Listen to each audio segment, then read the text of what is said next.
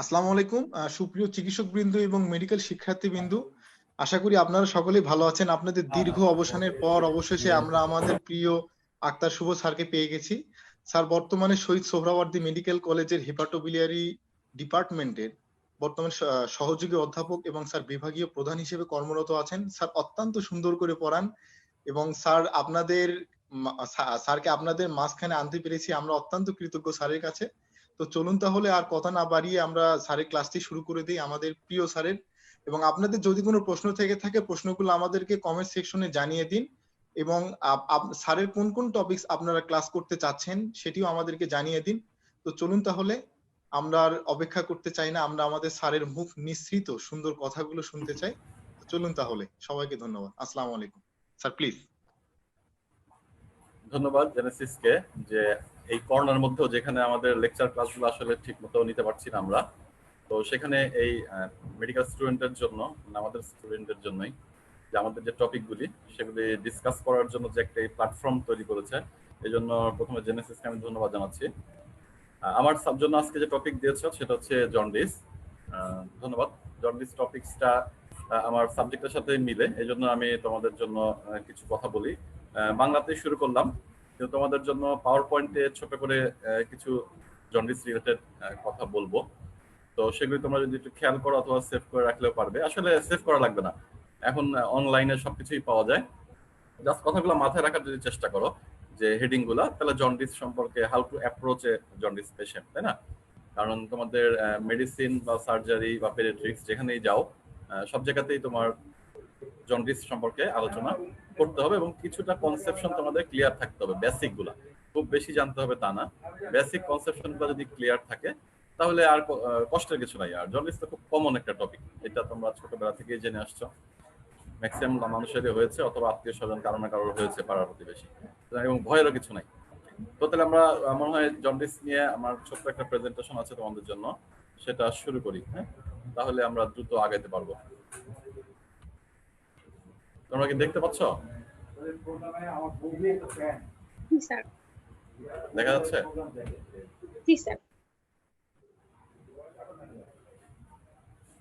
তাহলে আমি প্রথম থেকে আসি তাহলে। হ্যাঁ, আমাকে তোমরা যেহেতু চেনোই, সুতরাং আসলে আর বলার কিছু নাই। এটা হচ্ছে জন্ডিস। হ্যাঁ, দেখতে পাচ্ছ একটা মানুষের চোখের স্ক্লেরা পুরা হলুদ, না? ডিজিজ আমরা জানি না, কোনো অসুখের নাম কিন্তু জন্ডিস না। যেমন জ্বর, এগুলি কিন্তু কোনো ডিজিজ না। তো সেরকম pain is not a disease. তো সেক্ষেত্রে জন্ডিসটাও কোনো ডিজিজ না। জন্ডিসটা হচ্ছে সবচেয়ে সহজ একটি লক্ষণ, যেটি আসলে সহজেই চোখে পড়ে। ইটস অ্যান ইনস্পেকশন ডায়াগনোসিস, চোখে দেখে ডায়াগনোসিস করা যায়। সুতরাং যার জন্য কোনো ল্যাব টেস্ট লাগছে না বা কোনো এন্ডোস্কোপি কোলোনোস্কোপি লাগছে না। তো খুবই সিম্পল একটা লক্ষণ, আমরা দেখে বুঝতে পারলাম। ওকে, আমরা আজকে যে টপিকগুলো আলাপ করবো জন্ডিসের, সেটা হচ্ছে জন্ডিস কি, জন্ডিস কেন হয়, জন্ডিসের কারণটা কি, জন্ডিসের টাইপ কি, জন্ডিসটা যে হয়েছে সেটা আমরা হাউ টু বি কনফার্ম, নিশ্চিত হবো কি হবে, আর জন্ডিস হলো তার কিছু প্রাথমিক চিকিৎসা যে আমরা কি করতে পারি।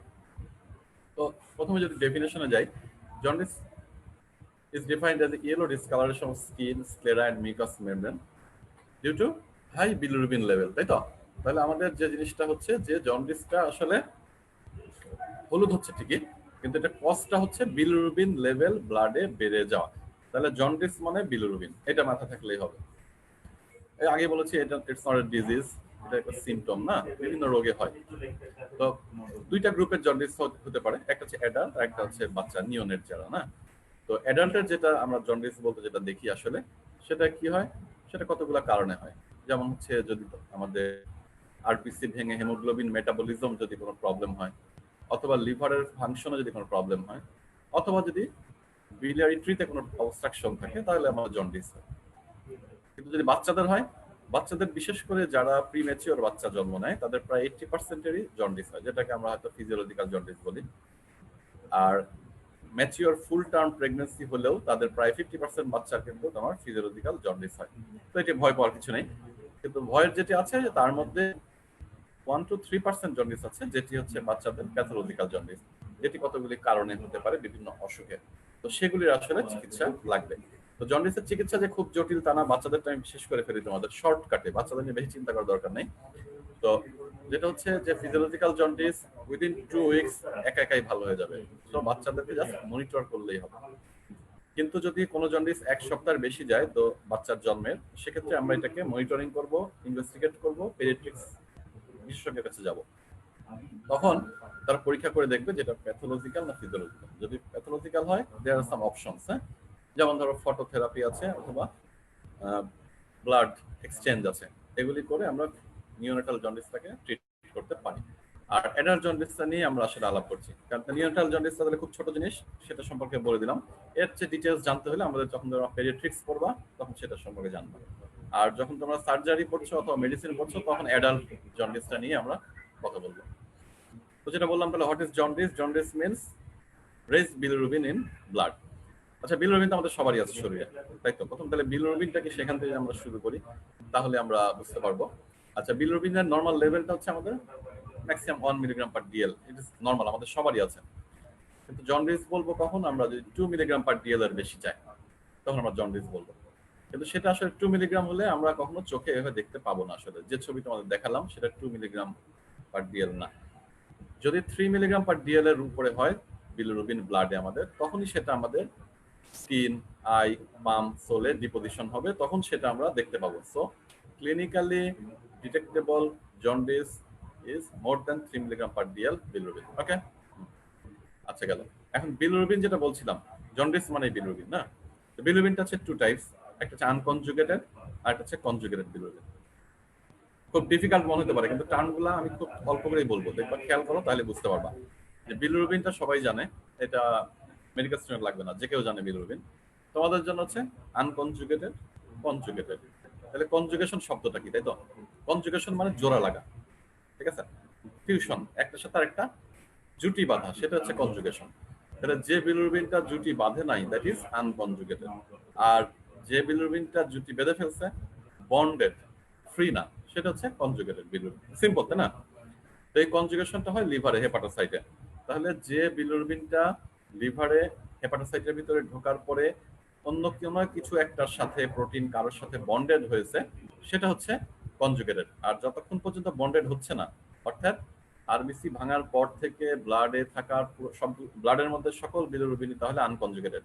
লিভার সেলে ঢোকা পর্যন্ত সব বিলিরুবিনই আনকনজুগেটেড বিলিরুবিন। আর লিভার সেলে কনজুগেশন হওয়ার পর থেকে যে বিলিরুবিনটা শুরু হলো সেটা হচ্ছে কনজুগেটেড। কনজুগেটেড বিলিরুবিনটা আলটিমেটলি বাইলের ফর্ম হয়, বাইলের মাধ্যমে ইন্টেস্টাইনে যায়, এরপরে ইউরিন অথবা স্টুলের সাথে বের হয়ে যায়। তাহলে হেপাটোসাইটের ভেতর পর্যন্ত হচ্ছে ব্লাড থেকে আনকনজুগেটেড, হেপাটোসাইটের পর থেকে বিলিরুবিনের যে ফেট সেটা হচ্ছে কনজুগেটেড। তো আমরা যদি শুরু করি, বিলিরুবিন প্রথমে কোথা থেকে আসছে? আমাদের শরীরে বলেছি আবারই, আমাদের শরীরে বিলিরুবিন প্রত্যেকেরই আছে less than 1 milligram per DL. এটা তৈরি হচ্ছে কোত্থেকে?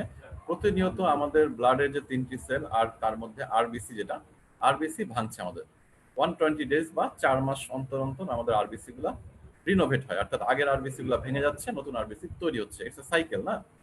তো ভেঙে যাওয়া যে আরবিসি, ভেঙে গেলে অনেকগুলো জিনিস তৈরি হয়, তাই না?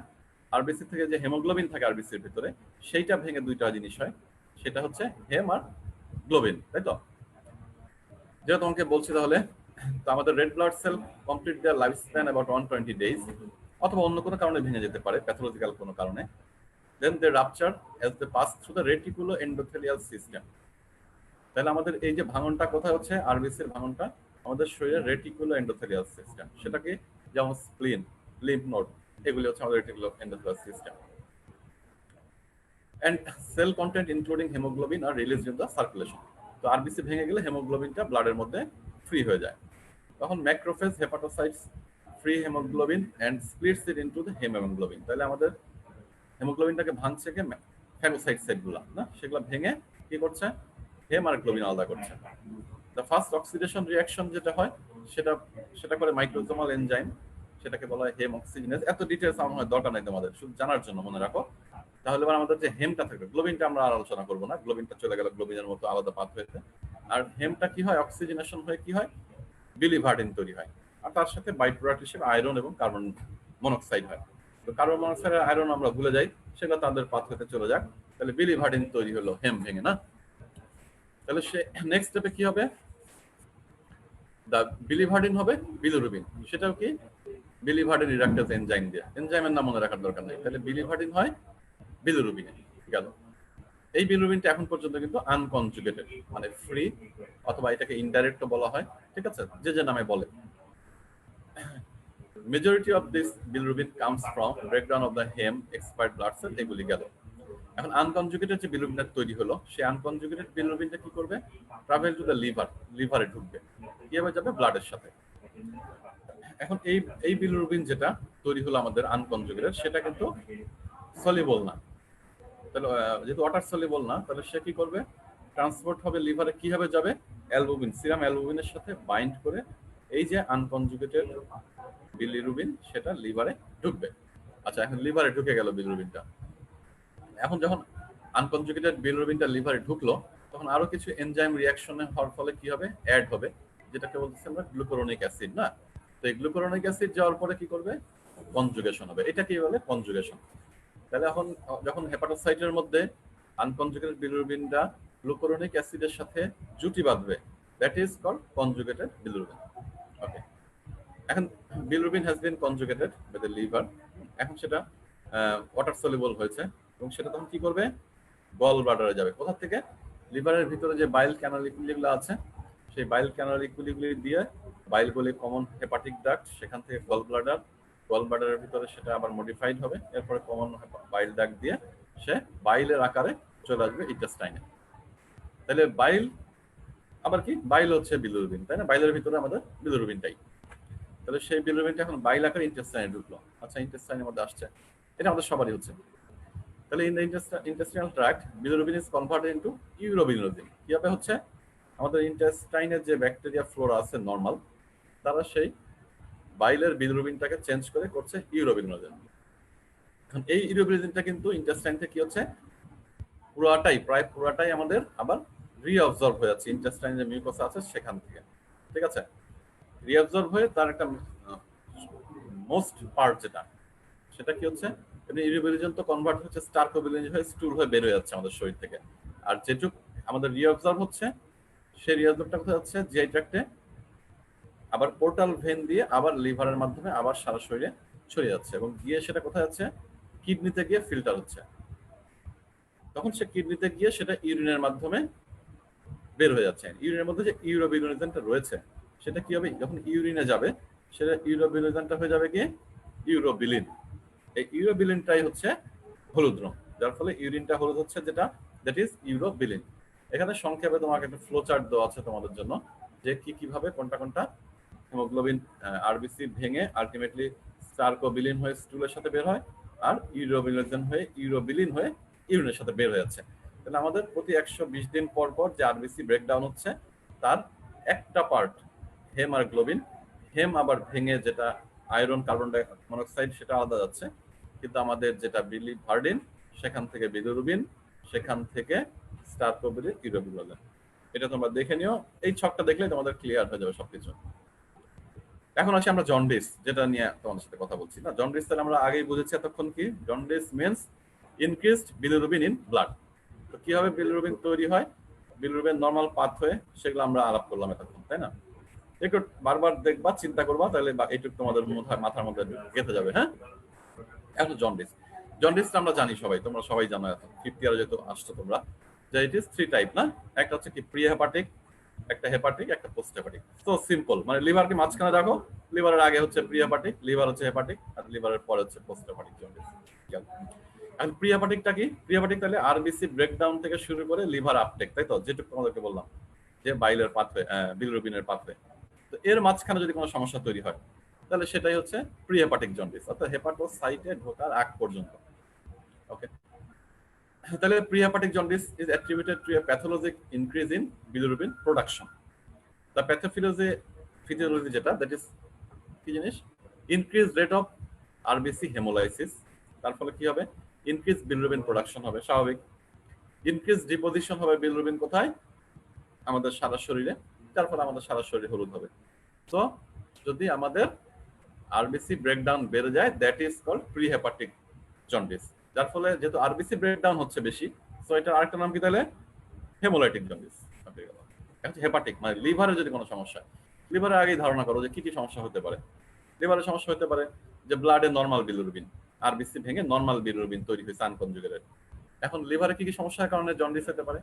এক, যদি লিভার সেটা আপটেক করতে না পারে, ব্লাডের মধ্যে বিলিরুবিন আনকনজুগেটেড লিভারে ঢুকলোই না, তাহলে সব তো ব্লাডেই রয়ে গেল, তাহলে আনকনজুগেটেড বিলিরুবিন বেড়ে যাবে। লিভার ধরতে পারলো কিন্তু লিভারকে সেটাকে কনজুগেট করতে পারলো না, তাহলে একটা সমস্যা লিভারের ভিতরে। লিভার কনজুগেট করতে পারলো কিন্তু লিভার হেপাটোসাইট থেকে এই যে বিলিরুবিনটা বাইল ক্যানালিকুলিতে বাইল হিসেবে বের করবে, লিভার বের করতে পারছে না, তাহলে হেপাটোসাইট থেকে যদি বাইলটা বের হতে না পারে, ওকে, তাহলে এই তিনটা স্টেপে লিভারের থেকে হেপাটিক জন্ডিস হতে পারে। ওকে, এটাকে আরেকটা কি বলা হয়? Hepatocellular jaundice. It is due to significant damage to the liver function. Normally তাহলে কি লিভারের যদি সেলে হেপাটোসাইটের ফাংশনের সমস্যা হয় তাহলে এই জন্ডিসটা হবে।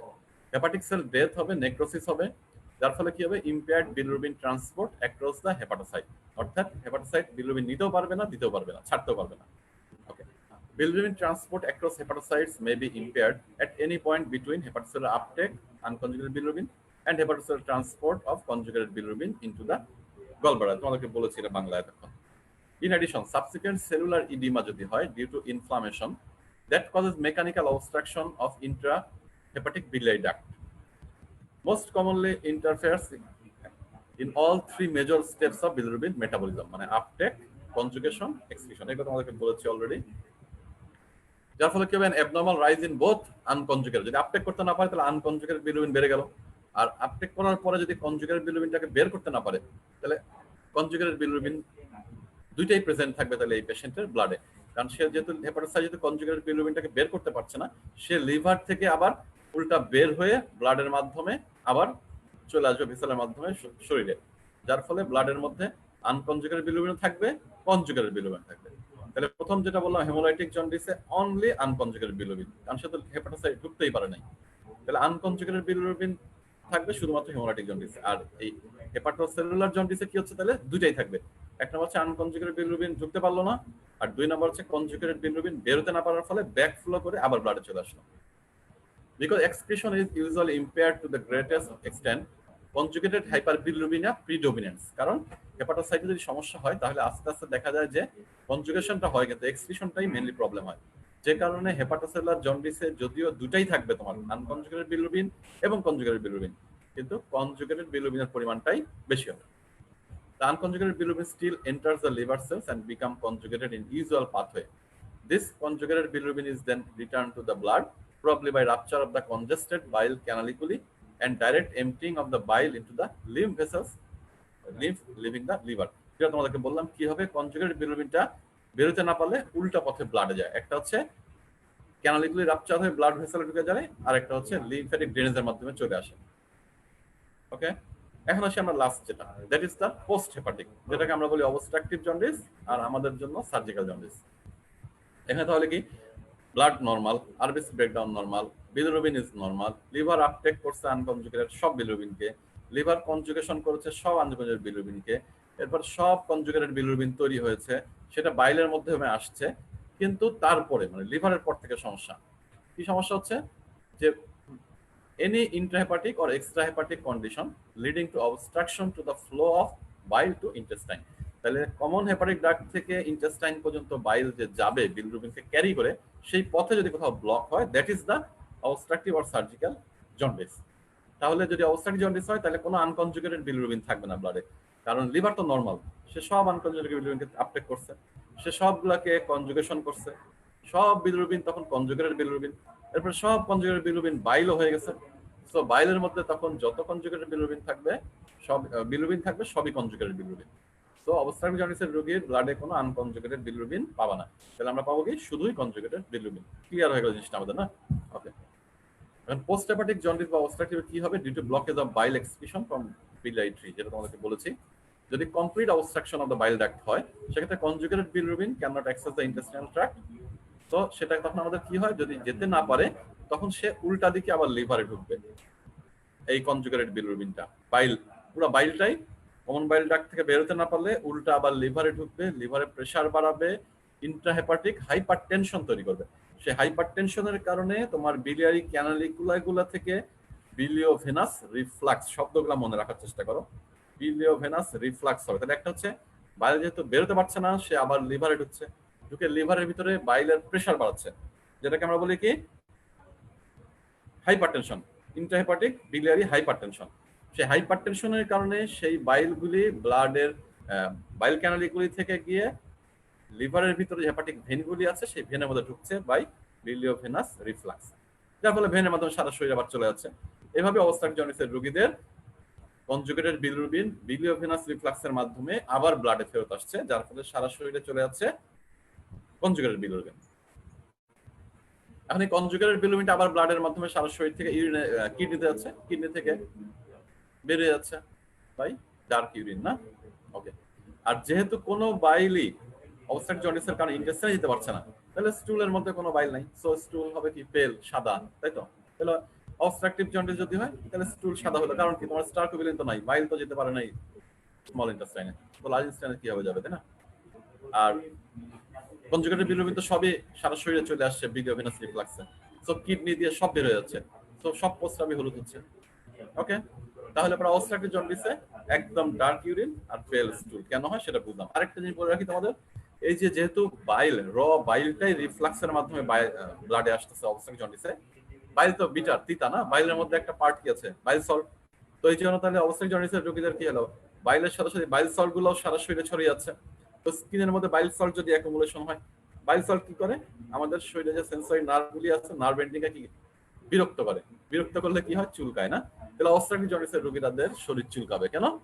কারণ তার শরীরের স্কিনের মধ্যে কি বাইল ডিপোজিশন, বাইল মানে বাইলের মধ্যে বাইল সল্ট অলসো না, তো তাহলে এই কারণে অবস্ট্রাকটিভ জন্ডিসের রোগীদের চুলকাবে।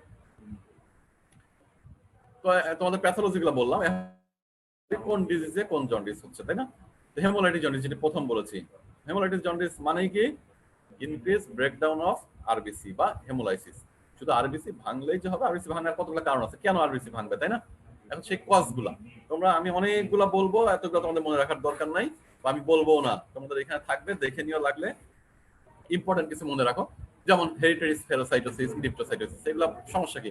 এগুলো তোমার হচ্ছে আরবিসির মেমব্রেন প্রোটিনের প্রবলেম, যে কারণে এগুলো সাইজ ডিফারেন্ট হয়, যার ফলে এই ডিফারেন্ট সাইজ গুলো স্প্লিন দিয়ে বা রেটিকুলার এন্ডোথেলিয়াল সিস্টেম দিয়ে নরমালি পাস করতে পারে না, আটকে যায়, আটকে ভেঙে যায়। এছাড়া গ্লুকোসিস ফসফেট ডিহাইড্রোজেস ডেফিসিয়েন্সি আছে, পাইরুভেট কাইনেজ ডেফিসিয়েন্সি আছে, আরেকটি কমন আছে সেটা সিকেল সেল অ্যানিমিয়া। সেখানেও কি হয়, একই জিনিস, তোমার হেমোগ্লোবিন গুলা হেমাটিন গুলা ক্লাম্প হয়ে আরবিসিটা হয়ে যায় সিকেল, মানে কাস্তের মতো বাঁকানো, যার ফলে কি হয় আরবিসি গুলো এই রেটিকুলার এন্ডোথেলিয়াল সিস্টেম পাস করতে পারে না, ওখানে গিয়ে জমা হয়ে ভেঙে যায়। তাহলে এগুলা, এছাড়া আরো কতগুলা কাজ আছে সেগুলো তোমরা দেখে নিও, এগুলো আসলে এতটা প্রয়োজন নাই, কিন্তু ইম্পর্টেন্ট কিছু আছে। যেমন এছাড়া যেমন হচ্ছে একটা তোমার মনে রাখো যে ম্যাসিভ ব্লাড ট্রান্সফিউশন, যদি প্রচুর ব্লাড ট্রান্সফিউশন করো তার মধ্যে অনেকগুলা ব্লাড কিন্তু হেমোলাইসিস হতে পারে, রিঅ্যাকশনের কারণে হতে পারে। আবার কিছু আছে কোনো ওন্ডে যদি হেমাটোমা হয় অথবা ব্লান্টোমা হেমাটোমা হয়, হেমাটোমার মধ্যে তোমার আরবিসি ডেড হবে, তখন সেগুলা থেকে যদি বিগ হেমাটোমা হয় তাহলে অনেক আরবিসি ব্রেকডাউন হবে, অনেক কিছু। আবার কিছু ওষুধ থেকেও রিঅ্যাকশন হয়, যেমন রিফাম্পেসিন, হ্যাঁ, তো এগুলো তোমরা একটু মনে রাখলেই হবে। আচ্ছা, এখন আসলে হেপাটিক জন্ডিস। হেপাটিক জন্ডিসটা মনে রাখো শুধু হেপাটাইটিস, একটা মনে রাখলেই হবে মেইনলি। অল হেপাটাইটিসে হেপাটোসাইটের ইনফ্লামেশন হয়, যার ফলে hepatocyte losses it's function, conjugation করতে পারে না, আপটেক এবং এক্সক্রিশনও করতে পারে না। সুতরাং হেপাটাইটিসের জন্য যে জন্ডিস হয় সেটাকে বলে হেপাটিক জন্ডিস। এছাড়া যেগুলো আছে, যেমন ধরো হেপাটাইটিস শুধু ভাইরাস দিয়ে হবে তা না, ভাইরাস ছাড়াও যেগুলি আছে অ্যালকোহল, ড্রাগ টক্সিসিটি, এসবের কারণে হেপাটাইটিস হতে পারে। তাহলে আমরা মনে রাখবো হেপাটাইটিস হলে পরে লিভার ফাংশন দুর্বল হয়, এটা আমরা সবাই জানি। লিভার ফাংশন দুর্বল হলে স্বাভাবিকভাবেই বাইলের কনজুগেশনও দুর্বল হবে, স্বাভাবিক, যার ফলে বিলিরুবিন ঠিক মতো পাস করতে পারবে না, এটাও স্বাভাবিক। তো তাহলে হেপাটাইটিস কজেস হেপাটোসেলুলার জন্ডিস। এছাড়া কিছু ইনহেরিটেড কন্ডিশন আছে যেগুলো আমাদের টিচাররা মাঝে মাঝে তোমাদের জিজ্ঞেস করে যে এগুলার কারণে জন্ডিস হতে পারে। তো যেগুলো কিরকম, যেমন আছে গিলবার্ট সিনড্রোম, ক্রিগলার নেজাল সিনড্রোম, ঠিক না? তো সেগুলোতে কি হয়, আপটেকের সমস্যা হয়। আবার কি আছে, কিছু কিছু আছে যেমন ডুবিন জনসন আর রটর সিনড্রোম, এগুলোতে কি হয়, সেলুলার ট্রান্সপোর্টটা হয় না, মানে হেপাটোসাইট কনজুগেশন করতে পারে কিন্তু কনজুগেটেড বিলিরুবিন বের করতে পারে না, তো তাহলে পরে জমা থাকলো। তো এই কারণে রটর আর ডুবিন জনসন সিনড্রোম হচ্ছে স্টোরেজ আর এক্সক্রিশনের সমস্যা, আর গিলবার্ট আর ক্রিগলার নেজাল হচ্ছে তোমার হেপাটোসাইট যে আনকনজুগেটেড বিলিরুবিনটাকে আপটেক করবে সেইখানে সমস্যা। এখন আসা হচ্ছে তোমাদের পোস্ট হেপাটিক বা অবস্ট্রাকটিভ জন্ডিসের কজগুলো কি। অবস্ট্রাকটিভ জন্ডিসের অনেকগুলো কজ আছে, যেমন তোমার হেপাটাইটিস হলেও হতে পারে। হেপাটাইটিসের কি হবে, ডাইরেক্ট না, প্যাসিভ। যেমন হেপাটাইটিস হলে ইনফ্লামেশন অফ দ্য হেপাটোসাইট হয়, তখন হেপাটোসাইটগুলো ইনফ্লামেশনে ইডিমা হয়, ইডিমা হয়ে কি করে ইন্ট্রাহেপাটিক ক্যানালিকুলাকে ব্লক করে। সুতরাং হেপাটাইটিস হলে যে শুধু হেপাটোসেলুলার জন্ডিস হবে তা না, হেপাটাইটিস হলে কিন্তু অবস্ট্রাকটিভ জন্ডিসও হতে পারে। আবার কিছু কিছু কজ আছে কোনো অবস্ট্রাকশন নাই, আইলিয়াস যেমন গাটে যেমন আইলিয়াস হয়, এটাকে বলা হয় কোলেস্টেসিস, অর্থাৎ বাইলের ফ্লো বন্ধ হয়ে গেছে। বিভিন্ন অসুখ আছে যেগুলোতে বা কিছু ড্রাগ অ্যাক্টিভিটি আছে যে কারণে তোমার কোলেস্টেসিস হয়। ইভেন যেমন কন্ট্রাসেপটিভ পিল খেলে, প্রেগন্যান্সির সময়, যেগুলো মনে রাখতে হবে সেই জিনিসগুলা তোমাদেরকে এখন বলবো। কতগুলো অবস্ট্রাকশন যেটাকে বলি আমরা, তাই না, সলিড অবস্ট্রাকশন। অবস্ট্রাকশনের জন্য যেমন কি কিছু বিনাইন, কিছু ম্যালিগন্যান্ট অবস্ট্রাকশন। ম্যালিগন্যান্ট অবস্ট্রাকশন গুলো কি, যেমন পেরিঅ্যাম্পুলারি কার্সিনোমা, মানে যদি অ্যাম্পুলা ভেটারে এবং তার চারপাশে ব্লক থাকে, that is ampullary carcinoma, pancreatic head cancer, gallbladder নেকের ক্যান্সার অথবা কোলাঞ্জিও কার্সিনোমা, এই যে ক্যান্সার গুলা। এছাড়া আরো কিছু আছে যেমন কার্সিনোম স্টোমাক বা অন্য কোনো ম্যালিগন্যান্সি যেগুলো পোর্টা হেপাটাইটিসের লিম্ফ নোড গুলাকে এনলার্জ করে। তারা কি হয় তখন এই যে common hepatic duct to ampulla Vater যে কোনো জায়গায় টিউমার গুলা প্রেসার দিয়ে ব্লক করতে পারে, that is the obstructive jaundice due to malignancy. আর বিনাইন কজ গুলো কি রকম, just simple stone, that is CBD stone, choledocholithiasis. কিছু হতে পারে অন্য কোনো অপারেশনের সময় কোনো ইনজুরি, পোস্টঅপারেটিভ স্ট্রাকচার, কোন বাইরের একটা স্ট্রাকচার হতে পারে। আবার কিছু কোলাঞ্জাইটিস যেমন স্ক্লেরোজিং কোলাঞ্জাইটিস, অটোইমিউন ডিজিজ। আবার অনেক সময় ক্রনিক প্যানক্রিয়াটিস আছে যেটা যদি মেজরিটি হয় হেডে, হেড রিজন যদি কন্ট্রাক্টেড হয়ে যায় তাহলে তোমার অ্যাম্পুলা বা টার্মিনাল সিবিডি কন্ট্রাক্টেড হয়ে ব্লক হতে পারে। এছাড়া ক্রিমি দিয়ে ব্লক হতে পারে। This are the cause of obstructive jaundice. তাহলে তোমাদেরকে আমি জন্ডিস এবং টাইপগুলো বললাম। এখন জন্ডিস কি বুঝবো আমরা, এটা বলছি ইন্সপেকশন ফাইন্ডিং। আর এখন এই জন্ডিসের সাথে আর কি কি থাকতে পারে ইউজুয়ালি, যদি থাকে তাহলে সেটা বলছি যেমন পেল অর ক্লে কালার স্টুল হতে পারে, ডার্ক ইউরিন আর চুলকানি হতে পারে, তাই না, প্লুরাইটিস। এছাড়া কিছু ক্ষেত্রে ম্যালাডোশন সিনড্রোম হতে পারে। আর যদি কিছু কিছু ক্ষেত্রে যেমন কোলিডোকোলিথিয়াস যদি হয় তো ফিভার হতে পারে, পেইন হতে পারে, তাই না। এছাড়া যে ডিজিজের কারণে এই সিমটমটা হয়েছে মানে কজ অফ জন্ডিস যেটা, সেই ডিজিজের যে সিমটম গুলো সেগুলো অ্যাসোসিয়েট থাকবে। তখন যদি ম্যালিগন্যান্সির কারণে অবস্ট্রাকটিভ জন্ডিস হয়ে থাকে তাহলে ম্যালিগন্যান্সির ফিচারগুলো থাকবে। যেমন যদি তোমার হেমোলাইটিক জন্ডিস যদি হয়ে থাকে তাহলে হেমোলাইটিক ডিজিজের কারণে যে যখন স্প্লেনোমেগালি তুমি পাবা তখন অ্যানিমিয়া পাবা, সেগুলো থাকবে তখন ডিউ টু দা কজ। তাহলে কজের লক্ষণগুলো আমরা তখন পাবো। ওকে, এখন আসলে জন্ডিস, একটা জন্ডিসের রোগী আসছে, তুমি কিভাবে ডায়াগনোসিস করবা? তো নরমাল কতগুলো ব্লাড টেস্ট করি আমরা, তাই না, কমপ্লিট ব্লাড কাউন্ট করি, তার সাথে যদি আমরা পেরিফেরাল ব্লাড ফিল্ম করি তাহলে তুমি হেমোলাইটিক জন্ডিস কিনা বুঝতে পারবা। আর এছাড়া লিভার ফাংশন টেস্ট সবগুলাই করবো আমরা। এর মধ্যে কি সিরাম বিলিরুবিন করলেই তুমি বুঝতে পারবা যে তার জন্ডিস আছে কি নাই। যদি মোর দেন 2 মিলিগ্রাম পার ডিএল হয় তাহলে তার জন্ডিস। তখন কি দেখবো আমরা, ডাইরেক্ট আর indirect. That mean direct mean conjugated, indirect mean unconjugated bilirubin. যদি ভাগ করো, যদি দেখো বিলিরুবিন পুরোটাই আনকনজুগেটেড তাহলে কি বুঝে গেলা, যে এটা হেমোলাইটিক জন্ডিস, বাস শেষ।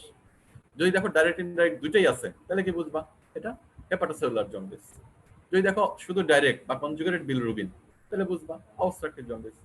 দেয়ার আর ফিউ এক্সেপশনস, কিন্তু এটা তোমার হচ্ছে প্রিলিমিনারি স্ক্রিনিং, যে সিরাম বিলিরুবিন ডাইরেক্ট আর ইনডাইরেক্ট করলে তুমি তিনটা ক্লাসিফিকেশন করতে পারছো, যে এটা কি হেমোলাইটিক জন্ডিস, এটা কি হেপাটোসেলুলার জন্ডিস, নাকি এটা অবস্ট্রাকটিভ জন্ডিস।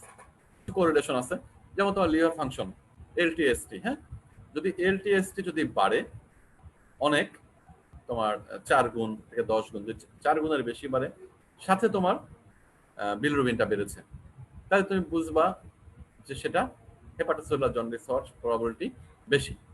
আর যদি দেখো যে ডাইরেক্ট বিলিরুবিন শুধু, সাথে অ্যালকালাইন ফসফেটাস বেশি, তাহলে বুঝলা অবস্ট্রাকটিভ জন্ডিস। আর অবস্ট্রাকটিভ জন্ডিসেই অ্যালকালাইন ফসফেটাস বাড়বে। তাই দুইটা মিলাই দিলেই কিন্তু আরো সহজ হয়ে যাচ্ছে জিনিসগুলো তোমার।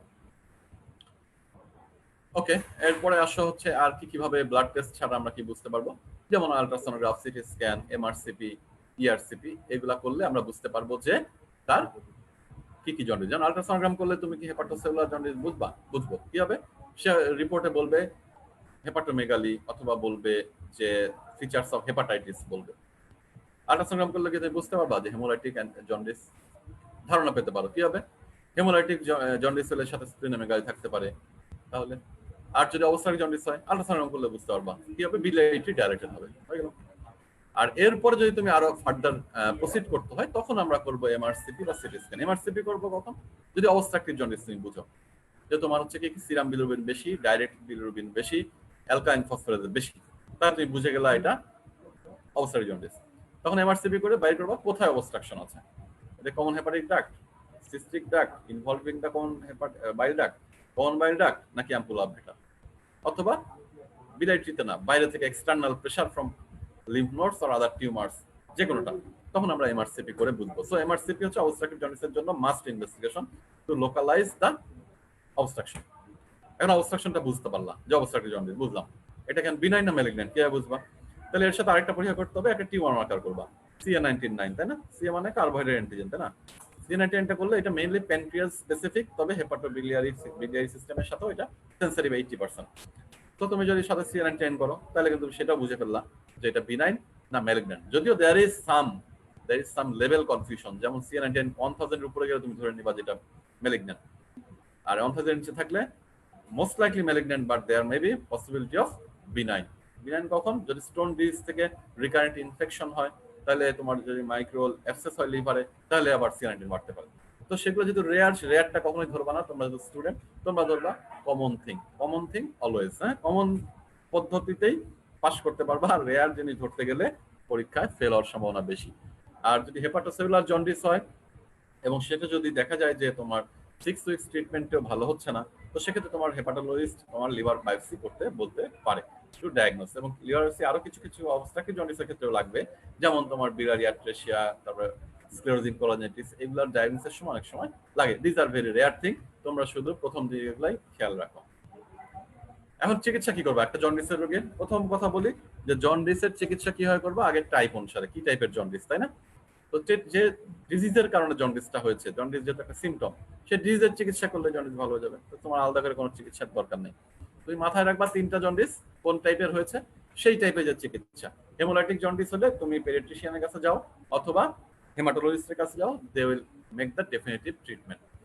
তুমি যদি হেপাটোসেলুলার জন্ডিস হয়, হেপাটোলজিস্ট এন্ড মেডিসিন স্পেশালিস্ট এটা ট্রিটমেন্ট করবে, তারা দেখবে যে কি কারণে। হেপাটাইটিস হয়, hepatitis A, B, C, E, 4টে হেপাটাইটিস থাকতে পারে, অথবা ড্রাগ ইনডিউস কিনা সেগুলো তারা দেখবে, দেখে ট্রিটমেন্ট করবে। তো আর যদি অবস্ট্রাকটিভ জন্ডিস হয় তাহলে আমাদের কাছে আসতে হবে, হেপাটোবিলিয়ারি সার্জনের কাছে, তাহলে পরে আমরা তোমাকে দেখবো যে কি কারণে হয়েছে সেটা ট্রিটমেন্ট করবো। তো আসলে treatment according to the pathology, ঠিক আছে? ইন জেনারেল আসছে যখন, তখন কি করবা?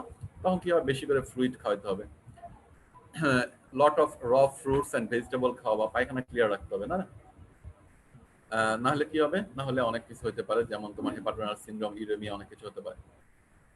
জুস খাওয়ানো ভালো, ফ্রুটস, যে কোনো পানি, কিন্তু coffee, alcohol, soda, junk food, junk drink এগুলো না খাওয়ানো ভালো। তো এছাড়া যেমন প্রসেস করা ফুড, যেগুলা সুগার বা সাদা আটা, এগুলো না খাওয়া ভালো। আর মেন্টাল রিল্যাক্সেশন করতে হবে, ফ্রি হইতে হবে। কিছু খাবার আছে সেগুলো ভালো, যেমন তোমার রেড মিট আবার অ্যাভয়েড করা ভালো, অ্যানিম্যাল ফ্যাট অ্যাভয়েড করা ভালো, ডেইরি প্রোডাক্ট কম খাওয়া ভালো, যেমন চিজ, মিল্ক, এগুলা কিছুদিন অন্তর, প্রথম অন্তর 1 মাস, এই জিনিসগুলো ভালো। দ্রুত ঘুমানো, এক্সারসাইজ করা, আর স্মোক বাদ দেওয়া, এগুলো অ্যাভয়েড করতে পারলে ভালো। আর স্পেসিফিক ট্রিটমেন্ট আসলে তোমরা যেটা গ্রসলি মনে রাখো, যদি হেপাটাইটিস হয় তাহলে হেপাটাইটিস A আর E এর যেমন ট্রিটমেন্ট ইউজুয়ালি লাগে না, কারণ এগুলো সেলফ লিমিটিং ডিজিজ, সুতরাং এগুলো শুধু রেস্ট আর ফ্লুইড ইনটেক করলে হয়ে যাবে। কিন্তু যদি সেটা সিভিয়ার পর্যায়ে যায়, সেক্ষেত্রে তোমার ইমিউনোগ্লোবিউলিন লাগতে পারে। হেপাটাইটিস B ট্রিটমেন্ট কি? Hepatitis B has no cure in the universe.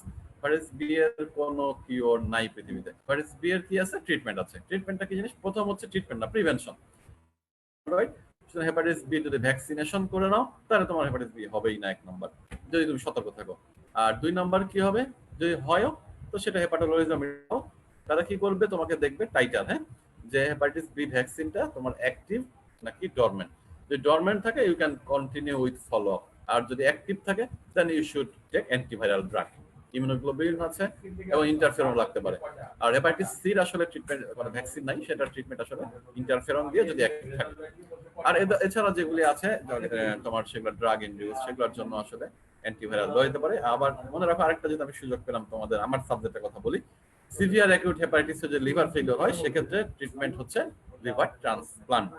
আবার যদি হেপাটাইটিস B, C থেকে দীর্ঘদিন থেকে জন্ডিস হয়ে যদি লিভার সিরোসিস হয়, সেখান থেকে লিভার সিরোসিসের ট্রিটমেন্ট একটাই, দ্যাট ইজ লিভার ট্রান্সপ্লান্ট। এখন আছে যদি অবস্ট্রাকটিভ জন্ডিস হয়, যেটা আমার সাবজেক্ট আসলে, সেটা তোমাকে জানতে হবে কি কজে হয়েছে। যদি স্টোন ডিজিজ হয় অথবা একটা বিনাইন স্ট্রাকচার হয় পোস্টঅপারেটিভ কোনো কারণে, সেটা তুমি ERCP করে স্ট্যান্ড করে দিলে ভালো হয়ে যাবে। আর যদি ম্যালিগন্যান্ট হয়, তাহলে সেক্ষেত্রে তোমাকে সেক্ষেত্রে স্ট্রাকচার স্ট্যান্ড করতে পারো, কিন্তু সার্জারি ইজ মাস্ট। তবে ইনফ্যাক্ট আমি যেটা বলি যে তোমার বিনাইন আর malignant, whatever the cause is, যদি কতগুলো লক্ষণ থাকে যে পেশেন্ট যদি আনস্টেবল হয়ে যায়, লিভার ফাংশন টেস্ট খুব খারাপ হয়ে যাচ্ছে জন্ডিসের কারণে, শুধু বিলিরুবিন না বাকিগুলিও, আবার বিলিরুবিন খুব high, more than 18 milligram per DL এরকম বাড়তেছে, সেক্ষেত্রে তোমার ইআরসিপি করে এরপর তোমাকে বাইপাস সার্জারি করাটাই ভালো। আর ম্যালিগনেন্সের ক্ষেত্রে তো ইআরসিপি করে কোনো লাভ নাই, শুধুমাত্র তোমাকে টেম্পোরারি পেশেন্ট কন্ট্রোল করার জন্য আমরা করি, যে এখন ইনঅপারেবল অথবা আনস্টেবল পেশেন্ট, ইআরসিপি করে এক্সটেন্ড করে পেশেন্টকে রেডি করো, এরপর সার্জারি। কারণ ম্যালিগনেন্সি ট্রিটমেন্ট তো ম্যালিগনেন্সি ফেরত দেওয়া, দ্যাট ইজ ফর সার্জারি, তাই না? তো যদি অবস্থায় জন্ডিস হয় তাকে কতগুলো জিনিস খেয়াল রাখতে হবে, কারণ যেহেতু সেটা বাইল ব্লাডে চলে যাচ্ছে, তার জন্য যেমন লিভারকে একটু স্ট্রেংথেনিং করার জন্য তোমাকে সেখানে ডেক্সট্রোস্যালাইন দিতে হবে। আর যেগুলা বিলিরুবিন যেগুলা ব্লাডে আছে বাইল, সেগুলো ইউরিনের মাধ্যমে বের করার জন্য ম্যানিটল দিতে হবে। অনেক সময় ফুসামাইড দিতে হতে পারে। ইউরিন আউটপুট মেজার করতে হবে, কারণ এই বিলিরুবিন যেটা অবস্থায় জন্ডিসের বাইল, সেটা কিন্তু তোমার হচ্ছে কিডনিতে গিয়ে নেফ্রনে গিয়ে জমা হয় অবস্ট্রাকটিভ ইউরোপ্যাথি করে, ইউরোপ্যাথি না ঠিক আসলে বলবো, তোমার নেফ্রনগুলোকে ব্লক করে দেয়, যার ফলে ইউরিন আউটপুট কমে যায়, যার ফলে রেনাল ফেইলিওর হয়, হেপাটোরেনাল সিনড্রোম না। এই কারণে ইউরিন আউটপুট মাপতে হবে। তো অবস্থায় জন্ডিসের পেশেন্ট হলে তোমাকে একটা ক্যাথেটার করে ইউরিন আউটপুট মনিটর করা ভালো, ইউরিন ফ্লাশ করা ভালো বাই ম্যানিটল অর তোমার ফুসামাইড।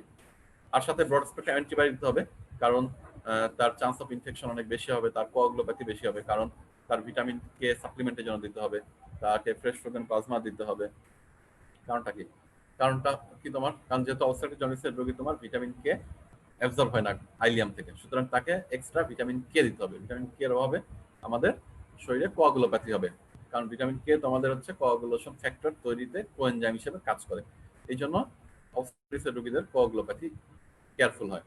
আবার যেহেতু এই পেশেন্টগুলোর ডিহাইড্রেশন হবে, রিলেটিভ ডিহাইড্রেশন, কারণ তোমার ব্লাডের মধ্যে বিলিরুবিন বেশি, বাইল বেশি, তো ব্লাডের ভিসকোসিটি বেড়ে যায়, যে কারণে তাদের ডিহাইড্রেশন দ্রুত হয়। ডিহাইড্রেশন কারেকশন করতে হলে তাদেরকে এক্সট্রা ফ্লুইড খাওয়াইতে হবে, অথবা আইভি ফ্লুইড দিতে পারো। তারপর ইলেকট্রোলাইট ইমব্যালেন্স হতে পারে, আর চুলকানির জন্য যেটা বলেছি করে দিতে পারো। স্পেসিফিক ট্রিটমেন্ট যেটা অবস্ট্রাকটিভ জন্ডিসে, সেটা হচ্ছে সার্জারি, তাই না? তো যদি স্টোন হয়, কোলোরেক্টাল, তোমরা খুবই কমন জিনিস মনে রাখো, হ্যাঁ? আমি যেটা বলবো এটা একদম ফলো করবা, যে যাই বলুক, সেটা হচ্ছে কোলোরেক্টাল যদি হয়, কোলোরেক্টাল তোমার কজ কি 60% স্টোন ফ্রম গলব্লাডার আর 40% কমন বাই ডাক্টে যেটা তৈরি হয়, তাই তো? এই দুটো জানতাম, কিন্তু আমি তোমাদের নতুন তথ্য দিচ্ছি, এর বাইরেও কিন্তু স্টোন আছে, দ্যাট ইজ হেপাটোলিথিয়াসিস, যেটা আমরা আগে জানতাম না, ইদানিং কালে জানি, ঠিক আছে? লিভারের ভিতরে স্টোন হয়, লিভারের ভিতরে যে বাইল ক্যানিকুলিগুলি আছে সেখানে স্টোন তৈরি হয়। সেই হেপাটোলিথিয়াসিস লিভার থেকে টুকটুক করে একটা নিচের দিকে নামতে থাকে, আর কমন বাইল একটা জমা হয়, আমরা মনে করি সিবিডি স্টোন, এবং আমরা ধরে নিই হয় গলব্লাডার নয় কমন বাইল ডাক্ট এর অরিজিন। না, এটার মধ্যে অরিজিন প্রতি 1000-এ 8 জনের পাওয়া যাবে যাদের এটা অরিজিন হচ্ছে লিভারে। তাহলে third group of colorectal is from hepatolithiasis. আচ্ছা, তাহলে কি হলো? তাহলে হচ্ছে তোমার কিন্তু আমরা ধরে নিব প্রথমে কি গলব্লাডার ইজ মেজর সোর্স, সুতরাং সিবিটিতে পাথর হলো আমরা গলব্লাডারটাকে ফেলে দিতে হবে। সো সার্জারিটা কি, কোলোসিস্টেক্টমি ইজ এ মাস্ট, আর সাথে তোমার কমন বাইল ডাক্টের স্টোনকে রিমুভ করতে হবে, তাই তো? এখন তাহলে দুইটা অপারেশন হচ্ছে না, তো দুইটা কিভাবে করবা? অপশন 1 যেটা হচ্ছে ইন্টারন্যাশনাল স্ট্যান্ডার্ড সবগুলাই, প্রথম অপশন কি হবে, ইআরসিপির মাধ্যমে তোমার সিবিডির স্টোন বের করে নিতে হবে। বের করে সেই দিনই একই ওটিতে একই সাথে যদি সম্ভব হয় ল্যাপারোস্কোপিক কোলোসিস্টেক্টমি করে গলব্লাডার ফেলে দিতে হবে একই সাথে একইবারে, তাহলে আমরা শেষ দুইটাই সমাধান হলো। কিন্তু এই সেটআপ বাংলাদেশে আমার জানা মতে নাই, পৃথিবীতেও মানে সব জায়গায় থাকে না, কারণ ইআরসিপি যেখানে হয় সেখানে আসলে ওটি থাকে না, অপারেশন কমপ্লেক্স থাকে আরেক জায়গায়, যার ফলে রুগী টানা। এই জন্য বলা আছে যে একই হসপিটাল অ্যাডমিশনে যেদিন ইআরসিপি করবা পারলে সেদিনই, অথবা তারপরের দিন বা তারপরের দিন, 2 থেকে 3 দিন 48 ঘন্টার মধ্যেই পারলে ল্যাপারোস্কোপিক কোলোসিস্টেক্টমি করে গলব্লাডার ফেলে দিয়ে একবারে ঝামেলা শেষ। This is the option 1। Option 2 কি, আরো বেস্ট, এটা কি যদি সম্ভব হয় এক্সপার্টিস থাকে, মেশিন থাকে, সাপোর্ট থাকে, তাহলে এটা হলো বেস্ট কি ল্যাপারোস্কোপিকের মাধ্যমে একই সাথে কোলোসিস্টেক্টমি করা, কোলোরেক্টাল করা, মানে একই অপারেশন একসাথেই দুইটা করে ফেলা, ঝামেলা একেবারে শেষ। কিন্তু এটা টেকনিক্যাল সাপোর্ট লাগবে, আমাদের স্কিলনেস লাগবে, এই জিনিসগুলো মিলাই দেখতে হবে আমরা পারবো কিনা। যদি পারা যায় that is the best option. Option 2। Option 3 কি, প্রাগৈতিহাসিক সিস্টেম, ওপেন পেট কেটে একবারে দুইটাই করে ফেলা। তো তাহলে পারে this is the option 3, open cholecystectomy plus open colorectal. এছাড়া যদি বিনাইন গুলি হয়, যেমন স্ট্রিকচারের কথা আগে বলছি, স্ট্রিকচারের কারণে হলে ইআরসিপি করে স্টেন্টিং করে দিতে পারো, তবে যদি বারবার স্টেন্টিং করা লাগে সেক্ষেত্রে বিলিয়ারি বাইপাস। বিলিয়ারি বাইপাস মানেই মনে রাখবা অনেকগুলো থাকতে পারে, কিন্তু স্ট্যান্ডার্ড হচ্ছে একটাই, দ্যাট ইজ রু অ্যান্ড ওয়াই হেপাটিকো জেজুনোস্টমি। তাহলে আমাদের জেজুনাম থেকে একটা লুপ নিয়ে এসে কমন হেপাটিক ডাক্টে লাগাই দিব আমরা, তাহলে বাইল কমন হেপাটিক ডাক্ট থেকে জেজুনামে রু লুপ দিয়ে চলে যাবে। সেটাই হচ্ছে হেপাটোজেনোস্টমি বা বিলিয়ারি বাইপাস। ওকে। আর যদি carcinoma head of the pancreas, ampullary carcinoma বা growth of second part of duodenum অথবা ডিস্ট্রাকোলঞ্জিওকার্সিনোমা, যেগুলো আমরা বলি পেরিঅ্যাম্পুলারি কার্সিনোমা, এগুলো হলে কি চিকিৎসা? একটাই, সেটা কি হুইপলস অপারেশন করে সবকিছু ফেলাই দেওয়া, ফেলে দিয়ে আমরা 3টা বাইপাস করে দিব, রোগী ভালো হয়ে যাবে। কিন্তু যদি মনে করো যে অ্যাডভান্স ম্যালিগন্যান্সি, তাহলে আমরা হুইপলস করতে পারি না। তখন আমরা কি করব? ট্রিপল বাইপাস, অর্থাৎ গ্রোথ যেখানে আছে রয়ে যাবে, কিন্তু আমরা প্যানক্রিয়াটিক ডাক্ট, স্টমাক এবং কমন হেপাটিক ডাক্টের বাইপাস করে দিব। এগুলো আসলে আর ডিটেলস বেশি হয়ে যায়, সেগুলো অন্য কোনো দিন আমি তোমাদেরকে অবস্ট্রাকটিভ জন্ডিস আলাদা করে যদি ক্লাস নিতে পারি তখন জানাবো এগুলি। এছাড়া কার্সিনোমা গলব্লাডার যদি হয়, তাহলে সেক্ষেত্রে আমরা এক্সটেন্ডেড কোলেস্টেক্টমি ইজ অপশন করে আমরা ওই রুয়েন্ডয় হেপাটোজেনোস্টমি করি। যদি না করা যায় তাহলে পিটিবিটি অথবা ইআরসি। পিটিবিটি সম্পর্কে তোমার ধারণা আছে কিনা আমি জানি না। পিটিবিটি হচ্ছে পারকিউটেনিয়াস ট্রান্সহেপাটিক biliary drainage। এটা রেডিওলজিক্যাল গাইডেন্সে আমরা একটা ক্যাথেটার ঢুকাই দিই বাইরে থেকে স্কিন ফুটা করে, এটা বাইল ডাক্টের ভিতরে ঢুকাই দিই, যার ফলে বাইল আর নিচের দিকে নামবে না, লিভার থেকে সরাসরি লিভার থেকে বের হয়ে স্কিন দিয়ে আমাদের বের হয়ে যাবে পাইপ দিয়ে। এগুলো হচ্ছে প্যালিয়েটিভ ট্রিটমেন্ট। এছাড়া কোলোরেক্টাল সিস্ট হতে পারে, বিনাইন স্ট্রাকচার, এগুলো ট্রিটমেন্ট বলেছি। এগুলি আবার ডিটেলস ইনশাআল্লাহ অবস্ট্রাকটিভ জন্ডিস নিয়ে একদিন বলবো। তো আসলে অনেক কথা বললাম তোমাদেরকে এই অবস্ট্রাকটিভ জন্ডিস, প্লেন জন্ডিস নিয়ে, টাইপ নিয়ে। তোমরা যদি কিছু মনে রাখতে পারো আমার মনে হয় তোমাদের কাজে লাগবে। অনেক বেশি বলে ফেলেছি, তো ভবিষ্যতে সুযোগ হলে আমি আরো ভেঙে ভেঙে তোমাদেরকে বলবো। তাহলে আমার আজকের এই লেকচার আপাতত এখানে শেষ। তোমাদের কোনো কোশ্চেন থাকলে আমার কাছে করতে পারো। ধন্যবাদ।